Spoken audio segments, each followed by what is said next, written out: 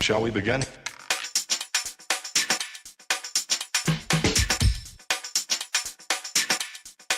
Let's begin now.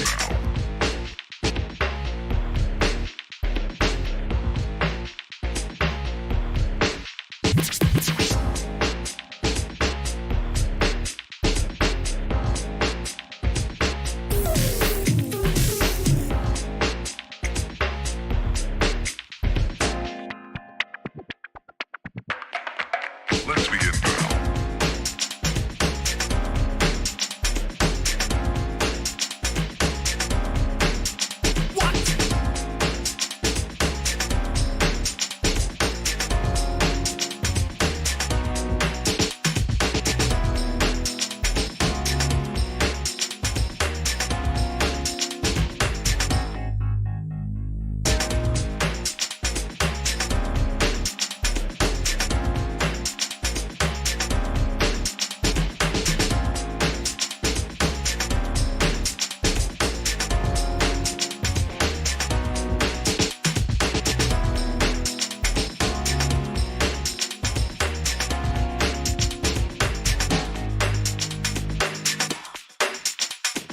This is not a drill. Repeat, this is not a drill.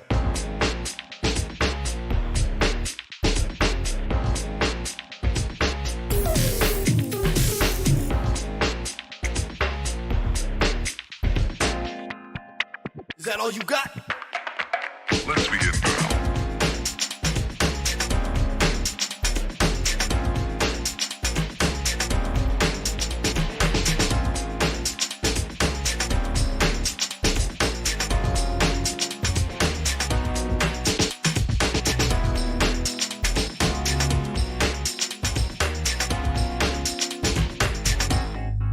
What up?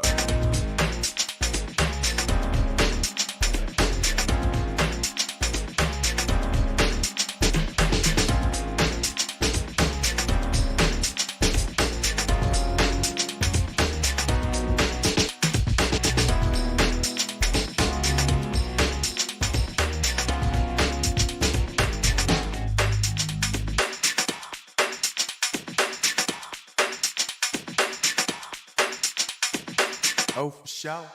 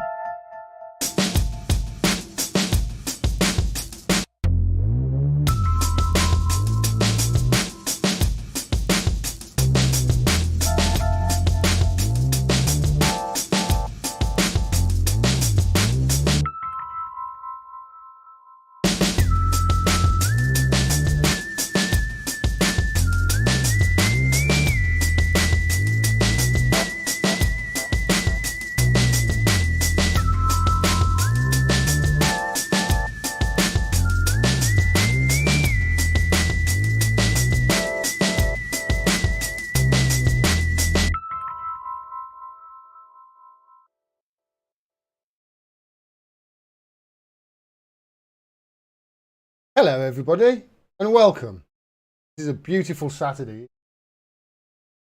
I am. How is it where you are? Doing well? Saturday afternoon here in a chat. We've got lots to talk about today. I want to try and get across how important it is to question things and not just to take what you're being told as truthful just because it comes from an outlet that's allowed on the airwaves right now. We're going to be questioning what people are going to be are willing to do about, to change their habits, try and help the climate crisis. We're going to be questioning that. Maybe we'll talk about climate crisis itself. We're going to be question what has been left in Afghanistan and the sort of the parallels between Afghanistan and what has happened in Afghanistan and what's happening right now in Ukraine. We're going to be questioning UK companies who, whilst the UK government and the companies are all standing with Ukraine right now in this terrible, oppressive, illegal occupation by the Russians, how right now the same, government and companies in the UK are enabling an illegal occupation in Palestine with selling rubber bullets and gas canisters and drones, etc., to a country which is engaging in apartheid. We're going to question all of those things today, but we're going to start with questioning some of the reports coming out of Ukraine. Now, first of all, I suppose I need to say it. I need to give this caveat. I do not support what Russia is doing, what Vladimir Putin is doing in Ukraine. I think this is a war of aggression, which in itself you could call it a war crime. I don't support it. I stand with the Ukrainian people.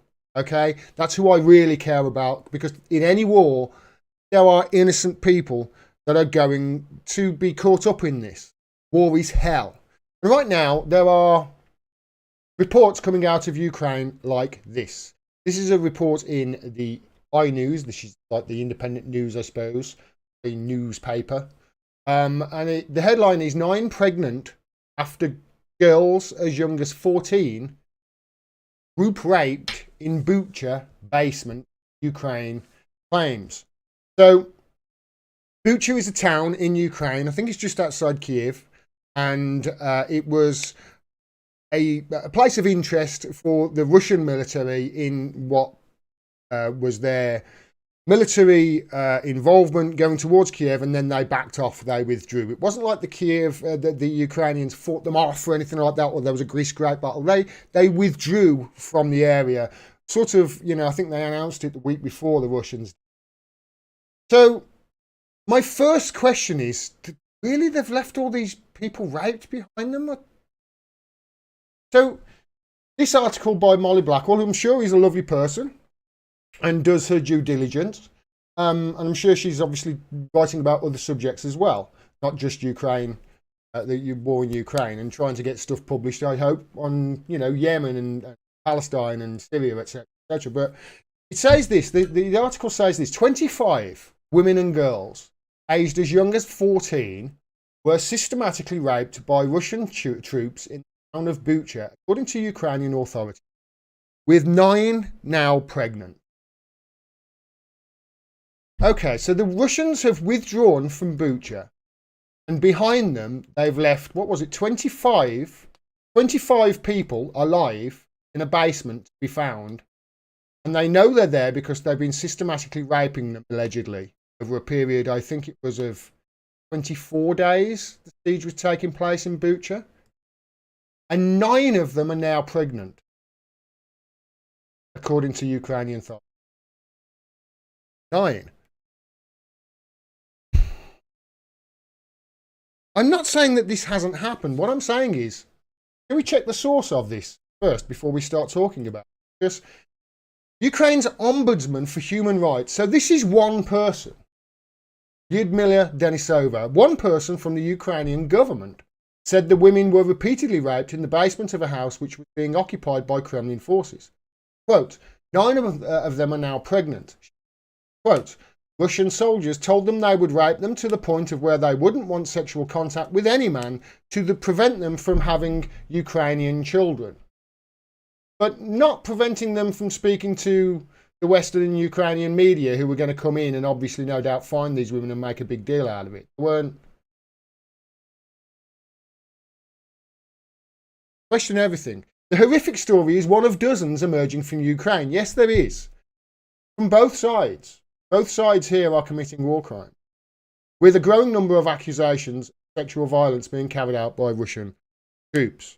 There's no doubt here that war crimes are being committed by both sides, by the way. I'm not denying this. What I'm saying is this is a war. And the first casualty of war is, in the chat, the truth. So we can't just rely on one person from a government that we're friendly with, can we? So let's delve a little bit deeper. Hundreds of civilians are thought to have been killed in Bucha. Which was captured days into the Russian invasion of Ukraine. Mass graves and evidence of atrocities, including torture, rape and civilian executions, were uncovered after Russian forces withdrew. So they've known that these were going to be found then. If it's the Russians that have done this, which all of the writing is pointing towards, it's all of the headlines are trying to make out here that it's Russians that have done this, it's Russian. Okay. Anna, 50, told the BBC she had been repeatedly raped at gunpoint and that her husband had been murdered. She told the BBC. How did she tell the BBC? By phone? And that was on the 7th of March. A soldier barged into their home, took the house nearby, she said. He ordered me to take your clothes off or shoot you, kept threatening me if I didn't. Okay. I'm no doubt that some of these horrific crimes are going on. And I'm not, what I'm doing is just saying, listen, we need to go further here than just trusting somebody telling the BBC without even giving their name. I mean, how can we verify that this is actually happening? You know? Oleg, 56, mourns for his mother. Ina, 86, so that's the caption of a picture. So, during the attack, another 4 soldiers entered and took her attacker away. When she returned to her home, she found her husband had been shot in the abdomen, according to the report. So who shot her husband? Did the Russians shoot her husband? The allegation here, obviously, you can see what they're trying to get you to infer. Correct? You can see what they're inferring, or what they're implying and want you to infer. Had he tried to run after me and save me, but he was hit by a round of bullets. Who by? The couple sheltered in a neighbour's house and able to go to hospital. Okay, so stories like this are coming out all over. And I'm not going to go too deep into this, just to, you get the picture. All right? It's sourced very thinly. There's no pictures, there's no person there, there's no video there of a woman doing this, or these 9 women. And I've got to think, 9 are now pregnant out of 25? 9, with some young as 14. I'm really starting to question the veracity of the reporting here, especially when you look at, that's obviously the iNews, that's in the UK. Here's basically a very similar article about it. This is from somebody in Sweden, okay? Quoting Lyudmila Denisova, a Ukrainian Parliament's Commissioner for Human Rights. Then we've got Newsweek. This is Fatma Khalid. So I'm assuming Newsweek, this is an American journal, and this is running with it. These reports are going wild all over the world. But I don't think anybody has really looked at, have we got any actual evidence here? Evidence. Anything cast iron that it's definitely Russia that's doing this. Who are responsible for these crimes? They're talking about, that after Russia withdrew. So you're sort of getting anybody reading it would definitely come off the opinion saying, oh, Russia are doing these crimes for sure. You tell me in the comments whether I'm looking at this right. But you've got to question these things, haven't you? Because Russia could flatten Ukraine. Russia is much more powerful than Ukraine. And you've seen what NATO can do to countries around the world. When they come in. Russia can do the same thing. Now, why aren't they? Well, the reason they aren't is optic. Much of it. Bad civilian casualties, lots of civilian casualties, are bad. for optics around the world. And he obviously wants support for what he's doing, Putin. So world opinion means a lot. And that's why in many instances you're hearing in the reports, and you're hearing from this from Reuters and the New York Times, etc., that Russia are offering humanitarian corridors, just as, whenever they do it in Syria as well, they offer these humanitarian corridors for civilians to come out in a period of cease.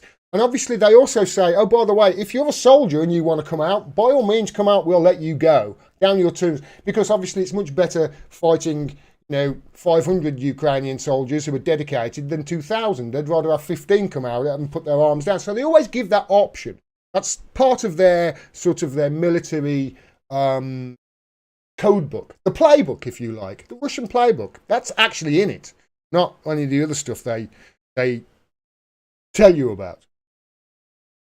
But we do know, and we also know, and by the way, I'm not saying that Russia aren't committing war crimes here. And what I'm saying is, we do know that they're coming on both sides. I'm not going to show you the images here, just simply because I didn't have time to find them. But you can see them if you go on Twitter, if you go on social media, you can see images of Ukrainians in eastern Ukraine being tied to lampposts, stripped naked by Ukrainian forces because they've done something like loot, or maybe they've talked to the Russians, maybe they've, maybe then the Russians came in, they were nice to the Russians, maybe they got shot. We don't know. There's not enough cast iron proof of people on the ground coming out of the area for us to know exactly what is going on here. And we certainly can't just take the say-so of one person in government who says this happened. Or we can't take the say-so of one human rights group, I don't know, in Sweden or Timbuktu or somewhere, who take a few phone calls from people who are in Ukraine, or a few, that's not... Actors and actresses are used in warfare and to start war. Do I need to remind you of incubator babies and the fact that that was a Kuwaiti diplomat's daughter? Lies. But the Western media propped it up. So we do know that war is hell, and we know that Ukrainians are doing bad things as well as Russians. But withdrawing from Bucha, this is a story from the Bucha withdrawal. The Russians rape and torture them, these people, in a basement, and then leave them behind for the Ukrainian forces, who they knew were coming in, to be able to find these women and then use them as, in their information war, let's face it. Does any of that make sense? Does it make sense to you that Russian troops would do that, and that Putin would allow his troops to do that? Who actually would benefit from it? Now, I'm not questioning, if women, I'm sure that women have been raped over in Ukraine. War is hell. They need to make that caveat. But they're withdrawing from Bucha in a planned withdrawal and leaving all these casualties behind. And you've seen the pictures of, that street with the civilians strewn. The bodies strewn all over the street. And let me remind you of what I've already reported on this. What Moon of Alabama really reported that I re-report. On March the 30th, the Russian troops left Bucha. On March the 31st, one day later, the mayor of Bucha announced the town liberated. Makes no mentions of these rapes. I can't find that link has gone. Oh, there it is. Mayor of Bucha region. And I've shown that video before. No mention of the rapes, no mention of the torture and the bodies strewn in the streets and the atrocities. That's a day later. Then April the 1st and April the 2nd, the Azov battalion, I won't mention, I won't say what, not Moon of Balan call them there, but you've seen pictures. They enter Bucha within on the 1st and the 2nd, and then on the day later, the Ukrainian ministry publishes that video of the bodies on the street.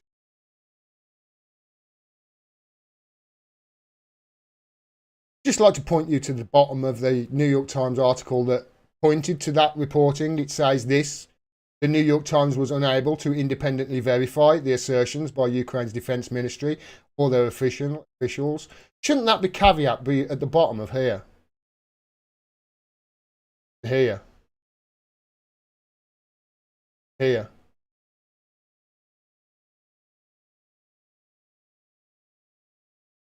Shouldn't it? At least the New York Times have actually put that. Okay? But in none of the other articles I could find that is there. We haven't been able to independently verify any of this. And really, shouldn't that be at the top and not at the bottom to actually give you the context that you need to infer the correct opinion, like I'm trying to here, to get you to try and understand the crisis rather than blame one side or another and create a team? Because we know the media like to do that and keep you all divided and arguing amongst themselves while their masters take off with all the money. So then there's the timeline. And we do know that, you know, let's face it, neo-Nazis and Nazis and people who are of, you know, persuasion that does bad things that most people would think of, we know that they are in positions in the military in Ukraine and high positions. Now, might I remind you that while the media will do all of this, to me, this is nothing more than Western propaganda. Because they haven't done any real reporting here. They're just re-reporting an assertion by one person without really looking at any independent verification. You know, do I need to go into, do I need to talk to you about all of the other, you know, fake news that's come out of Ukraine? The ghost of Kiev, do you remember that? You know, it ended up being, oh no, that was absolute rubbish. That was just propaganda. Many other stories as well. There was one Facebook post that was seen 2.5 million posts. Oh, Ukrainian pilots ended up being from some sort of video game. And it's also obviously changed and manipulate the minds of the masses. When I was travelling to Wolverhampton on the bus just a couple of weeks ago to go to London, there was a sign there, you know, those digital things that say don't speed or don't talk on your mobile phone and icy roads. It had a yellow and blue flag with "We Stand With Ukraine." You know, that has a visualizing effect. 1984. So that's basically might I remind you that while the government is doing all that based on flimsy evidence, you know, stories of, let's face it, horrible stories of torture that really they need to get perfectly right and back up with evidence to be able to publish, really, when you think about it. While they're doing that, the torture, and I just had a podcast with a guy called Fahim Wardag. Sorry, I've got to get that. Wardag. I've got to get his pronunciation of his surname right. But he was telling us how, and I know of this from talking from Major Dennis Shearson as well, that the West was turning a blind eye to rape and torture and murder by the warlords in Afghanistan because they were on our side and they were fighting the Taliban. And you see, there are no good guys and bad guys really in this. We're just all bad guys. And who's suffering? The Ukrainian people. And by the way, we know of the torture in Afghanistan, of the warlords and of the propping up of warlords and the rape of young boys in Afghanistan and how the military, our Western militaries, look to turn a blind eye. We know that happened. Why? Because, well, WikiLeaks have dropped the documents to show and prove that it happened. Where are the media talking about all of those? Shouldn't they be at least making a reference to them right now and saying, listen, we've got the receipts here with WikiLeaks. We barely talk about that. Here we've just got the say-so of one woman in the... Isn't something wrong here with the way we're doing journalism? Isn't it a sad state of affairs when basically somebody who's about 2 steps shy of being an alcoholic in the Midlands on a council estate who smokes weed every day of his life can do a better job than all of you combined at actually educating the public on what is really going on in the world?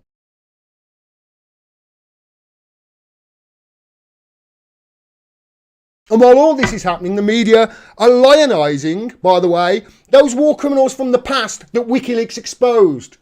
Tony Blair gets asked his opinion on Brexit every time something comes up. Let's ask Tony Blair one. Let's call him a sir. He's a war criminal. George Bush is a war criminal and he dances on Ellen and they've turned him into some, lovable uncle, lovable grandpa who paints in America. They've lionized them all. They're doing it with Zelensky right now as well. They're going to make him out to some sort of hero. Are we just going to do this? Are we just going to do this as a civilization for the next 10, 50 years or whatever it is? And wait for these idiots, these narcissists in power to wipe us all off the planet in nuclear holocaust or whatever. They'll probably be shooting lasers at each other in some proxy country in the world in 10, 20. Are we going to let that happen? Are we going to carry on letting them do this until that happens, or until the climate crisis just kills us all? Are we going to let them do this? Because for anybody who really knows what's going on in the world, and I'm sure this is why they're keeping you all in the dark, fed on bullshit like mushrooms, is because when you understand this, and I'm sure you in the media will agree, when you understand what's going on in the world, it's fucking torture. It's mental torture. Because you just feel so weak and powerless. Can't do anything and these people won't listen. It's torture. And I wish I had the words. I did. And if I sat down, I could probably tell you how I feel about all this. But I don't need to, because Caitlin Johnston basically has done it for us. My favourite writer. Who's your favourite writer? Political writer. Chris Hedges? Jonathan Cook? Let me know in the comments below. This article is entitled CIA Torture Queen Now a Beauty and Life Coach. It's what they do with lionizing war criminals. The newsman tells me the CIA's Queen of Torture now runs a life and beauty coaching business which helps midlife women look good, feel good and do good. Frida S. Beauty Life Coach. Hi, I'm Frida, a certified beauty and life coach, ready to help you own your beauty from the inside out and feel invincible in midlife, her website reads in all caps. And I can only sit here and wonder, twiddling my pockmarked heart in my hands, how one is meant to react to such information. Does one fall to one's knees, weep hot tears for her victims, whose screams still haunt soulless, fluorescent, echoing corridors, and whose hurts will never heal? Does one fall to one's knees and weep hot tears for our children, whose inheritance is a culture made of Wetico virus and psyops and a world we are clear-cutting to make billboards? Does one fall to one's knees and weep hot tears for the indigenous, whose lives we bulldozed and paved over with asphalt just to build a ghost mine civilization where something like this could happen? Does one shout Allahu Akbar and throw one's smartphone off the overpass? Does one take off one's clothes and shriek like an ape in a last-ditch attempt at restoring the primal clarity? I can tell you right now, I've tried that. It doesn't work. At bringing things back to before they went wrong, back to before CIA torture queens became life and beauty coaches. Back before CIA torture queens were able to shout from the Reuters rooftops. I raise my hand loud and proud, you know. I don't regret it at all. Back before Hollywood movies glorifying CIA torture and its queendom began warping our minds and turning our souls into oil. Did you watch 24? Or anything out of America? That's 20 years, NCI, take your pick. Back before the sky was scraped by dark towers built on the foundation of an economy that's held together by lies and cruise missiles. Back before brainwashed mouth muppets said things like, quote, we can't be afraid of war with Russia just because Putin has nukes. Or unregulated speech is bad and dangerous. Or if the CIA was propagandizing us, we'd have heard about it in the news. Back before we found ourselves sitting here killing time, waiting to find out whether humanity dies of climate collapse or nuclear Armageddon, or whether the inevitable Zelensky movie will star Ryan Reynolds or Channing Tatum. You know that's coming. We carry on. You know it's coming. Back before Silicon Valley Pentagon proxies funnel 21st century Norman Rockwell paintings into each of our QR-coded skulls. Back before our dreams had downvote buttons and our nightmares had laugh tracks. Before directionless lives and carefully scripted wars. Before truth was choked off, whisper and bullshit had a jumbotron. Before hallucinogens were outlawed and hallucinations were mandatory. I see you, Queen of Torture, everything you've all. Do you think your Instagram ads and Botox sirens fool me? I see the eels behind your eyes, the skulls inside your smile. Sorry, Caitlin, butchered that again. I see the eels behind your eyes and the skulls inside your smile. Your heart, you are still torturing of it. Torture is your first love, your only love, your soulmate, your sex. Torture is what you're made of. Torture is what you are. You are inseparable. You are inseparably one with the machine which tortures the poor, which tortures our ecosystem, which tortures children under blockades and starvation sanctions, which tortures our dream worlds and our sacred seeds of disobedience. We will beat the machine. We will win. That primal clarity lives within us all, and you can only sedate a giant so long. The primal giant will rise. Will crush the machine and the CIA black sites, will crack open Gitmo and devour Hollywood, will defecate on the Pentagon and wipe its ass with Langley, will howl at the moon and banish the narrative matrix wherever deleted from. Paragraph, can you? And we will be free. We will be vast.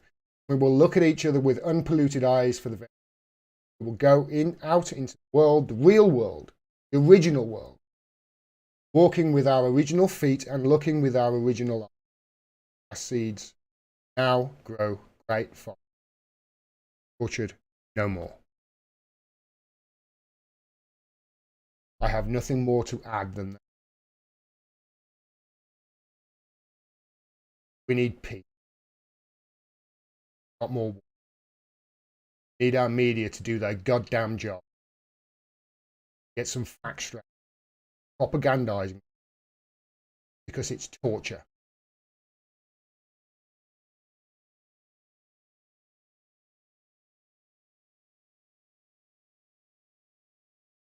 Hi, everybody.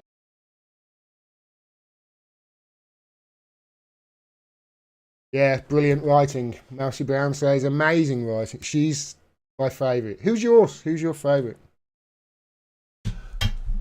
All right.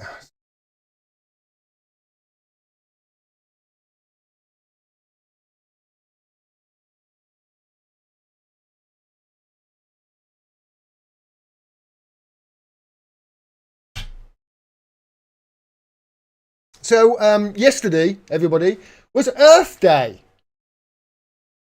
All we need is a hashtag.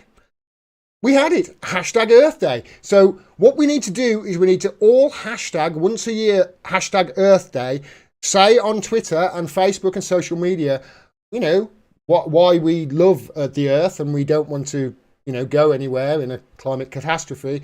And then everything's going to be solved. This came out on Earth Day. This is from Ipsos. More to do to persuade the public to make high-impact, environmentally friendly changes. What I mean about questioning things. And questioning what we actually think we can do. What do you think you could do, you know, to affect climate change? What do you think what are you willing to do as a person to try and help the situation? Interesting what people are willing to do and actually the effect that would have. A new Ipsos Global Advisor study for Earth Day 2022 finds that there is more to do to persuade the public to make high-impact, environmentally friendly changes, with few people able to identify which actions are best at cutting carbon emissions. What would you in the chat? What do you think the most important thing that you could do to help the climate right now? I'll have a swig of my beer while you say that. What do you think you could do? What the one thing that you could do right now that will help the climate the most? What would it be? The answer is kind of, for me, it was like, oh, I'm quite good then. Plant trees, says Rupert Fellows. No, I don't think that's even on the list. What can you do? I don't think that's even on the list, plant trees. Here you go.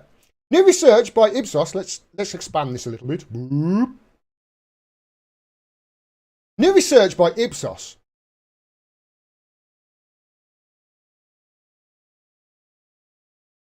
shows people around the world are not very likely to make environmentally friendly changes that would have the most impact on cutting carbon emissions. Less than half say they are likely to make changes such as eating fewer dairy products, 41% they say that, eating less meat, 44%, and changing their household heating system to a low carbon system, 44%, despite these being some of the most effective ways in cutting carbon emissions. So eating less meat is one of the most effective ways of cutting carbon emissions. No, Titch, eating the rich. You know what? Eating the rich might actually help. You're genius. That's why I love you. So eating the rich would probably be up there, but it's not on the list. Okay, so vegans, or how you think you're better than all of us? You kind of are. And this proves it. Have you smelt your farts, though?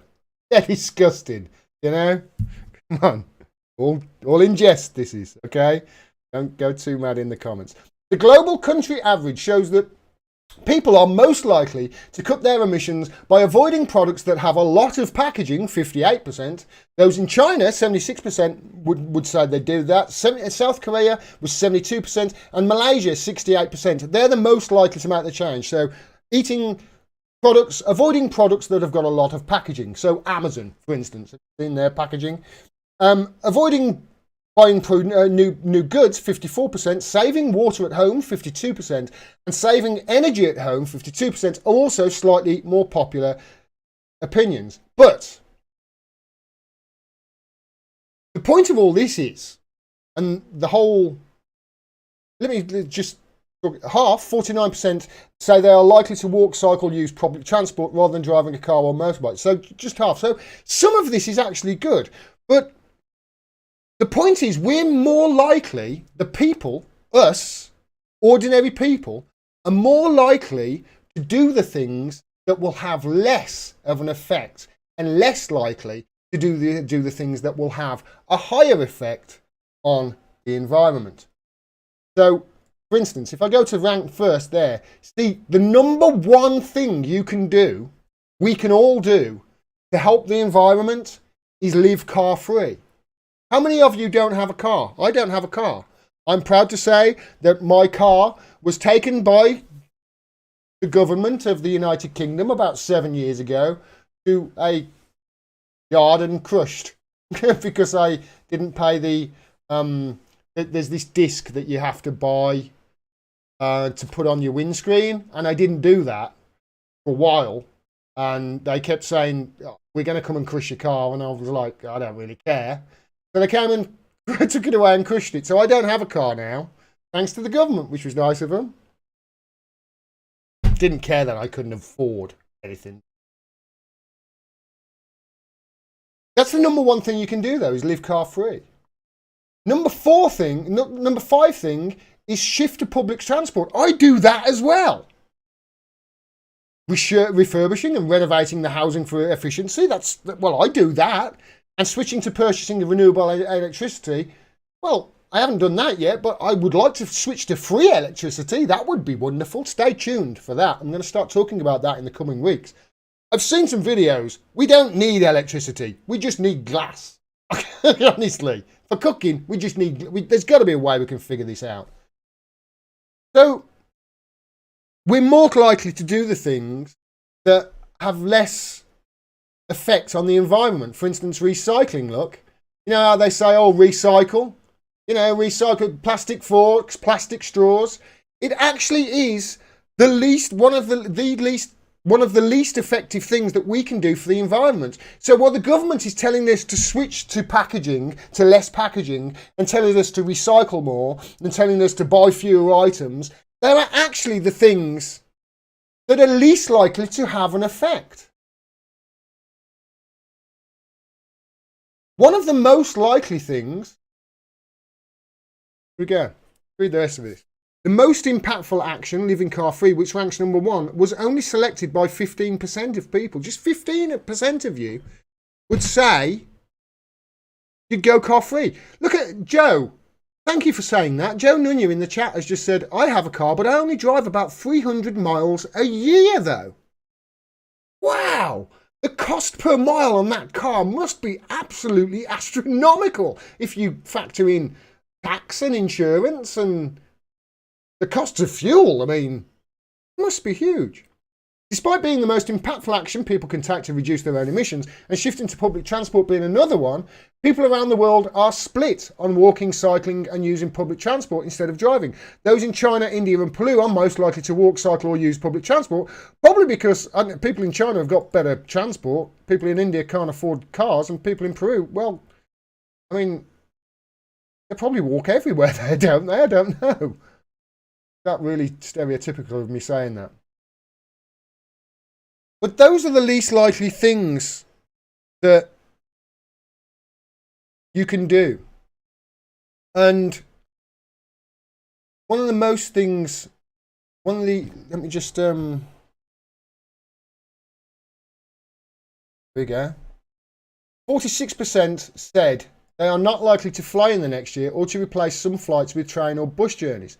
But that is one of the number 1 things that you could do around the world, is take one less flight. That's it. They're telling us we're going to do packaging and, you know, we can't have plastic forks, but those are the least likely things to affect the environment. But taking one less flight a year is going to have the most impact. Did you hear that, Boris Johnson? Do you remember when they had the G20 in Scotland and he flew there? Do you remember that? Do you remember this? Von der Leyen, she stood by a 50-kilometre private... My phone said hello. A 50-kilometre private flight. She went 50 kilometres by private jet and then defended it and said, yeah, that's the right thing to do. One of the number 1 things you can do to help the environment. Shouldn't they, von der Leyen here, who's head of the EU, without anybody voting for her, but shouldn't they, and Boris, shouldn't they be setting the example? And actually, if you think about it, if we really cared about the climate crisis, and one of the number 1 things to help the climate was to take one less flight, well, it's not the holiday makers who go on flight once a year that are really causing the crisis, is it? Because it's just the 1% who are flying every bloody week to Malibu and to Italy and to all over. And these von der Leyen and Boris Johnson who are going to these meetings all over the world, when really you can do it via internet right now. I'm talking to you all right now via technology. There's no need for them to be taking these flights, is there really? So why aren't they, these people, the von der Leyens of this world and all the billionaires, why isn't their private jet use taxed at, like, I don't know, shall we start off at 1,000,000%? They can afford it. Food for thought, isn't it? Maybe if we did that, and maybe if we started pressuring them to do that, maybe we'd have a chance with the climate crisis. Let me know what you think in the comments below. Your biggest impact you can make is go vegan. No, it's not. I told you it's go car free. According to this anyway. First is car free. Having a vegan diet is 7th. It's not bad. You are right. Joking. Right.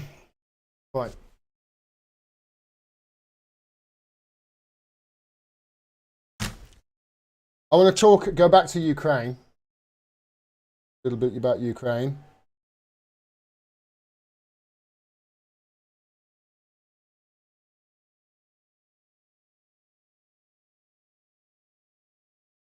Not as much as flying. Well, flying, yeah, aviation, cars, etc. There's lots of talk at the moment, isn't there, in TV and in newspapers of note of how, you know, going to send more arms to Ukraine and we need to protect Ukraine against Russia. We need to carry on. They need to carry on fighting the brave Zelensky. Not much talk of peace, though. I saw this earlier. This guy, Jeffersonian Alley, Jeffersonian all. Why don't Biden, Zelensky, and Putin expedite the peace process? How does allowing this conflict to draw out serve anyone's purpose? Clearly, either this escalates to nuclear brinksmanship or a weaker country is conquered by a stronger one. 40,000 are likely dead. How many more? And I want you to think about that. There really isn't much talk for peace, is there? I've talked about this before, but there is an avenue for peace. This is from beginning of last month. I talked about this. This is Kim.com. The recipe for peace in Ukraine is this. And I agree with him. Ukraine accepts to be neutral and not to join NATO. Ukraine needs to be Switzerland in all. It needs to be Switzerland. It needs to have neutral status. Number two, Ukraine accepts the referendums for independence of regions with a vast majority Russian ethnicity. That's called democracy. I think so anyway. Ukraine accepts the strategic importance of Crimea and its military base to Russia. There's no way, if the roles were reversed, that the UK in Russia's position or the US in Russia's position geopolitically and strategically as well would accept what happened in 2014. There's no way they would do anything different other than to annex Crimea, and I would argue they would go much further than.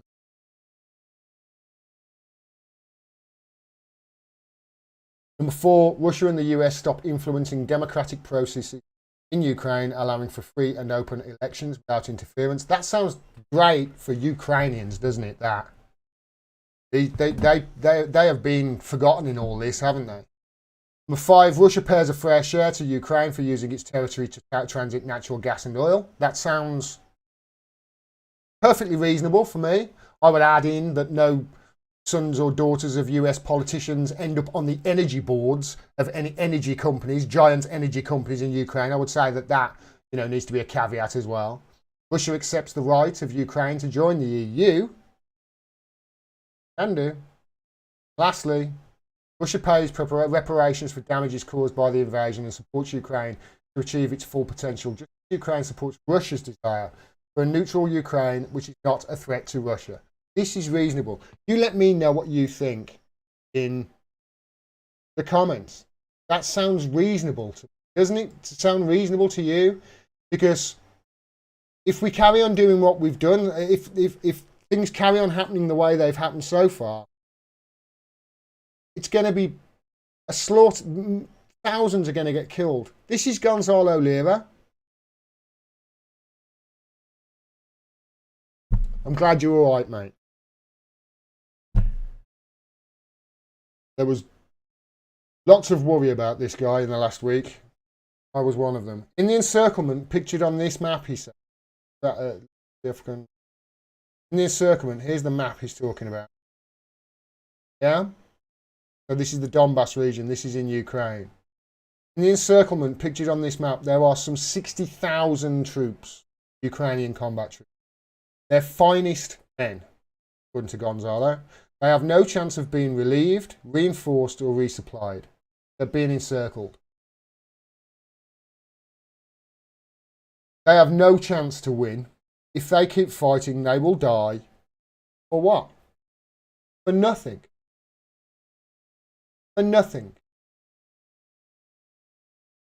Zelensky might get a movie in about 20 years about him, though.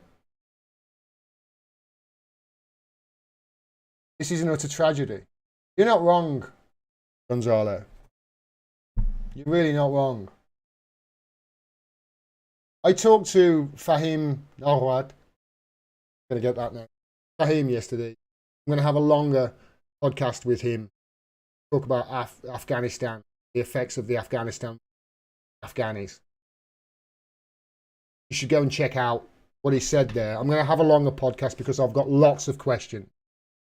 Lots I didn't understand that what he talked about. I'd like to investigate. We didn't have the time yesterday. But there are parallels now I can see being drawn between Afghanistan, Ukraine. Now, look at this: 350 million in military aid for Ukraine. Feb 26th, March 16th, 800 million. March 30th, 500 million. April 12th, 750 million. I think there was another 800 million or something yesterday. Julian.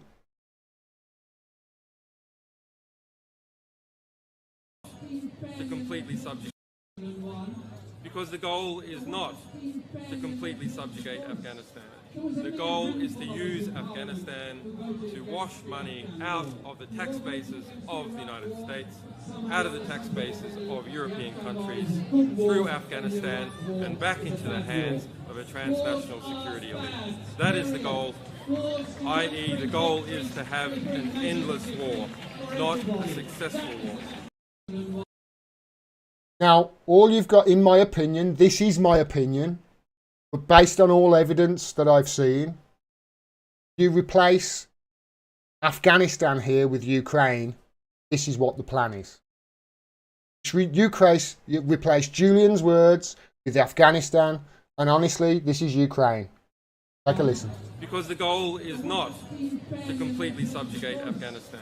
The goal is to use Afghanistan to wash money out of the tax bases of the United States, out of the tax bases of European countries, through Afghanistan and back into the hands of a transnational security elite.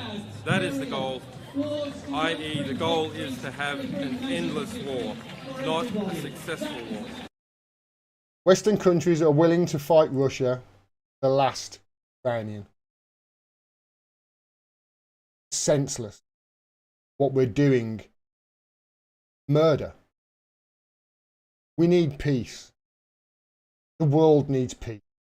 Otherwise, I don't think any of us, I think, none of us are going to get out of this world alive anyway, but it might be for us all. Let me know whether you think it's going to go in any other direction than what I'm trying to explain to you it is right now. Heartbreaking, it really is. Like I said earlier, it's you know about it, torture.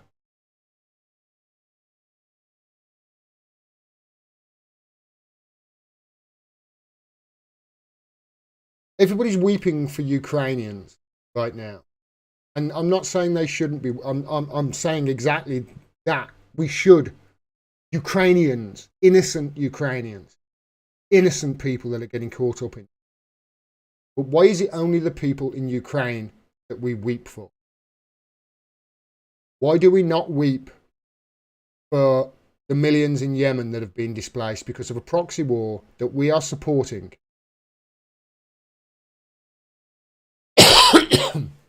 Why do we not weep for the Syrians, 1/3 of which are under occupation right now?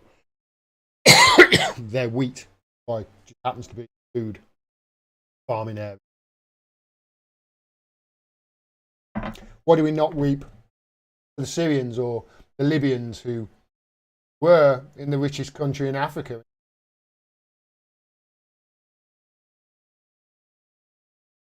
We saw, we conquered, quote Hillary. Now there's open slave markets in Libya. Why do we not care about them? Why do we not care about You know, we care about the occupation in Ukraine right now by the Russians. Why do we not care about the occupation in Palestine by Israelis? And why is it that, while we condemn war in one country, we support it in another? And when I say support it, I mean our own companies in this country. This is a video, obviously, there's been more violence from the Israelis at the Al-Aqsa compound. More violence. I'm not going to call them clashes because it's violence. And they're firing gas canisters and rubber bullets and everything. And people who are just trying to practice their religion. Look at this. I think this is just from one day. Look.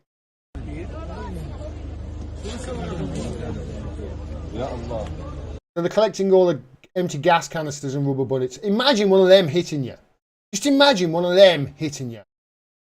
One of them took out one of that guy's, the Gillet Jones, leader of the Gillet Jones eye. Yellow jackets. Yellow vest movement years ago, do you remember? I would not like one of those hitting me at all.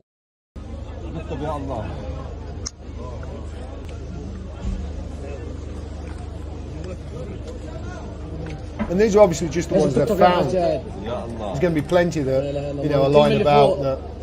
It's been terrible out there. Imagine if you go to church on a Sunday and just a bunch of people who occupy the place come in and start firing.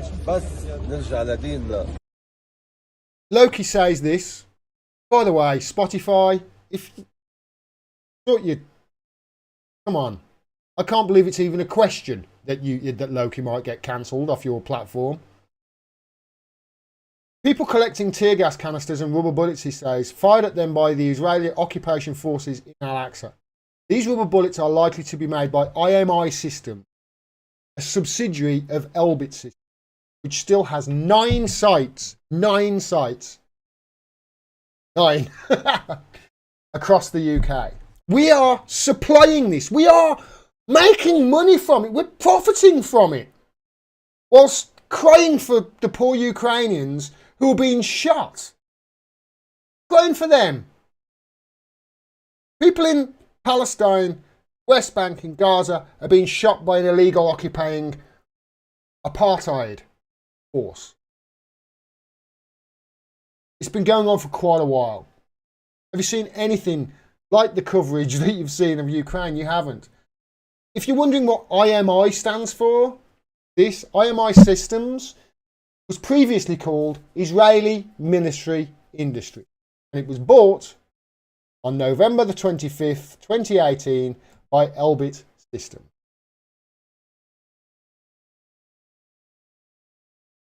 How can we have any authority, any moral authority anywhere to doing what we're doing in Ukraine and saying we stand with Ukraine against this aggression when we're not doing it in other places in the world? In fact, we're facilitating it. And while I'm happy that my town has decided that it's going to build a settlement for 500 Ukrainian refugees, very happy about it. I welcome them. But I'd also like 500 Syrian refugees, 500 Yemeni refugees, 500 refugees from Afghanistan, 500 from Iraq, from Iran, from anywhere, any other country, Somalia, that we're devastating with these economic sanctions and war. If we want peace, we can't just call for peace in Ukraine, can we? That's going to solve nothing. If we want peace everywhere. If we want peace everywhere, we need to know why, in my opinion, I hate to keep banging on about this, but it really is important. We've got to free this guy. Because the goal is not to completely subjugate Afghanistan. The goal is to use Afghanistan to wash money out of the tax bases of the United States, out of the tax bases of European countries, through Afghanistan and back into the hands of a transnational security elite. That is the goal, i.e. the goal is to have an endless war, not a successful war. You tell me that the aim isn't a war west side in Ukraine right now. Certainly seems so. All right. Thank you very much, everybody. There's one last thing I want to talk about, and it's something that no doubt many of you I've seen in the chat, many of you are saying, hold on a minute, this is just another one of those things, isn't it? Why are they talking about this? Why are they talking about the Johnny Depp and the Amber Heard thing right now? You know, isn't this just another thing to distract us, like the Will Smith smacking the shit out of Chris Rock? You know? But it's interested me, this has. Because, you remember the hashtag Me Too movement? Believe all women? I remember saying at the time, I want to believe some of the women I've met in my life. And then Bill Burr did the joke, but believe all women? Are you kidding me? No doesn't mean always mean no. No doesn't mean no, or not always. No means no. No. Not. No, stop it. Don't believe all women. Or some women. You get a bad reading in court. No, stop it. Don't. Sorry, Bill. Butchered your joke. But you see the point. Don't believe all women. I've watched Amber Heard and she seems like one of them women. This is the latest. I did a TikTok about this earlier. It's so funny, this is. It really is. It's so funny. A makeup brand, this is from the Daily Mail, I'm sorry for the source. A makeup brand has cast serious doubt over Amber Heard's abuse allegations against Johnny Depp, claiming that the concealer kit her lawyer said she used every day to cover the bruises by his attacks didn't even exist until a year after they'd split. She was carrying this, the lawyer said she was carrying this concealer around. See if I can find you the video. Because it shows the picture. It shows actually the picture. And this guy did a really great breakdown. Oh, I can't find it.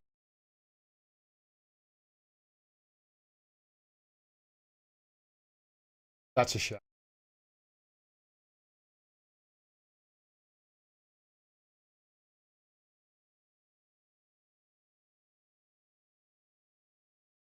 Frozen, of course. Sorry about this, everybody. Support independent media. We need faster computers.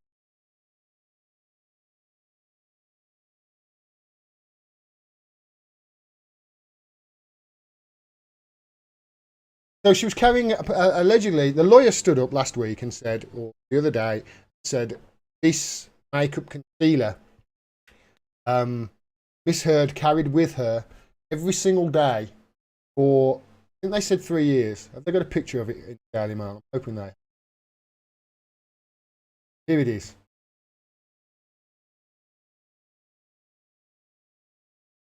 So that's, she's holding up the concealer there.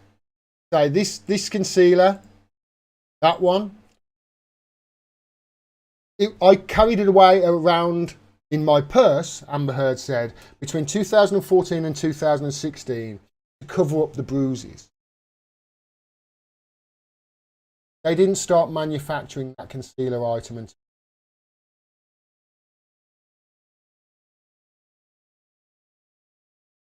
What I find interesting about this is why he lost his career. Why it was him that was getting cancelled. Makes me wonder whether he just refused to do another Pirates movie for Disney or something like that. And they just decided to come down on him.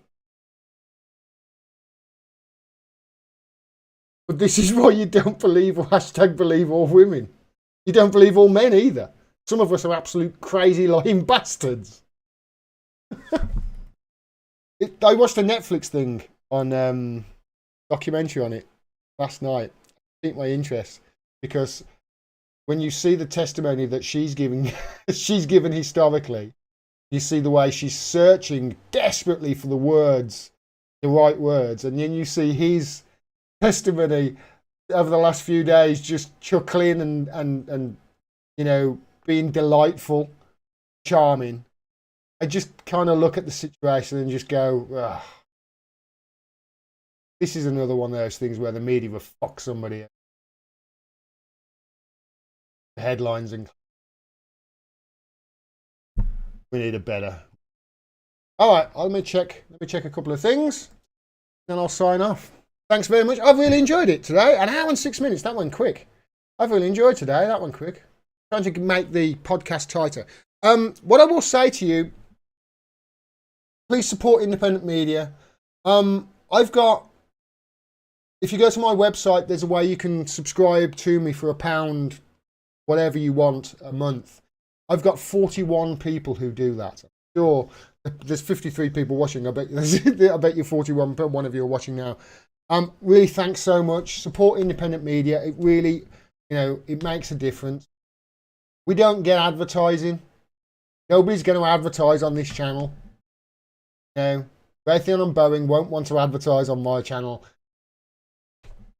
Pretty much there isn't a brand out there that would, just because, you know, I'm talking about stuff that you can't talk about in the mainstream media. That's why the mainstream media talk about the stuff they do, because it's allowed. And it's why you are being propagandized to death. I think half of them don't even realise they're doing it.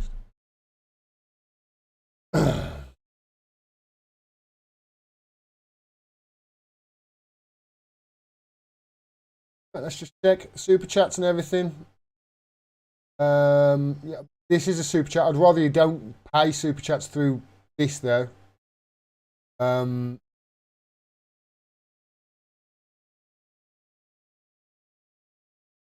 go war says what that is. That was from the, but I'd rather you send me stuff via PayPal or via Bitcoin. Find that. If you can support me, great. If you can't, it doesn't matter. Just keep sharing, liking, telling your friends. I understand things are tough. You know, share as wide as possible. They really have shut me off on this algorithm, YouTube especially. I need all the help that I can. And go to the website, sign up to my mailing list. That is really important, because if I lose these avenues, I need some way of contacting you directed to you. I'm going to cut up. Till then, thanks very much for all your help. Very much for all your support. Find me on TikTok, on Twitter, on Rockfin, on Rumble as well, and sign up to my mailing list. I'll do what I can to keep giving you the truth, whilst everybody else is giving you the bollocks. I'll drink to that. Take care, everybody.